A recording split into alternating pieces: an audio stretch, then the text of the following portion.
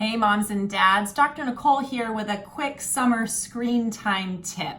You know, in the summer it can be even more challenging to figure out how to keep our kids occupied without overdoing screen time. They're not in school all day, we've got the whole day ahead of us, and there can be a tendency for kids to spend a lot more time on devices. And as parents, we're right to be concerned about that. We know that it's not healthy for them to overuse screens. It can negatively impact their behavior, their mood, their attention, their sleep, all of those kinds of things. So we want to really look at simple ways that we can start to reduce screen time for them. And one of the easiest ways that we can do that is reduce the amount of time that kids are using devices while they're in the car or traveling from place to place.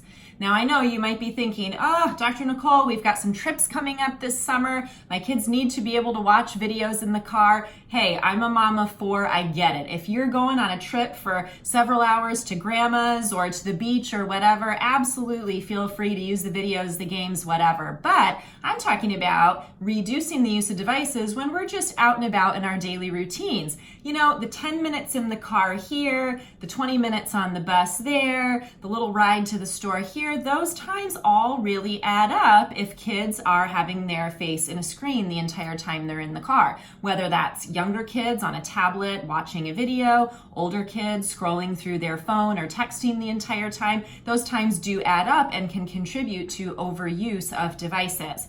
So one simple strategy is to just say we're putting devices away for shorter trips. Now, you might be thinking, what are my kids going to do in the car? Well, I think back to what we did as kids when we were in the car without devices. We would play silly games like looking for letters of the alphabet in signs, or playing I Spy, or trying to guess what the other person, was thinking of. We would also listen to the radio, sing songs, have a conversation, something that's not happening a lot in cars nowadays because everybody's got their face in a screen. For kids who don't get car sick, they can read a book, look at a magazine, color, those types of things. Or it's an option, and a great one at that, to just look out the window and think and do nothing. We can all use time for that, to just be more mindful and aware of what's going on around us.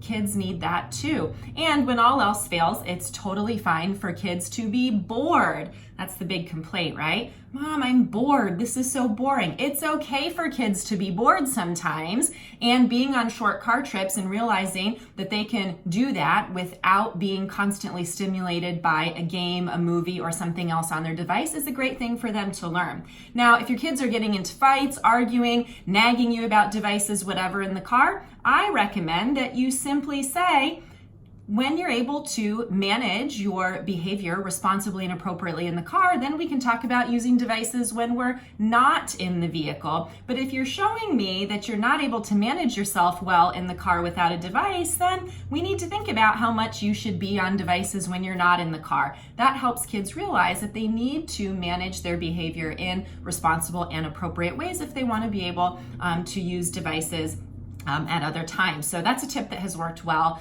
in my family and for other families that I see at my clinic. So I really challenge you this summer and even beyond to try setting an expectation of not using screens and devices for shorter car trips and see what you notice. It's a simple way to reduce your kids' overall screen time and to then support their brain and behavior. So try it out, see what you notice, and I'll see you back here next time for another quick and easy electronics tip.